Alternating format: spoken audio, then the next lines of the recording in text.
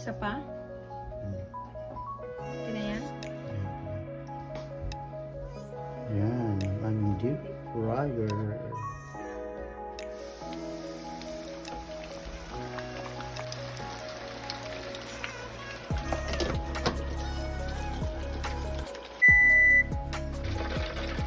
Yan, ilang saglit pa ay ito na ang ating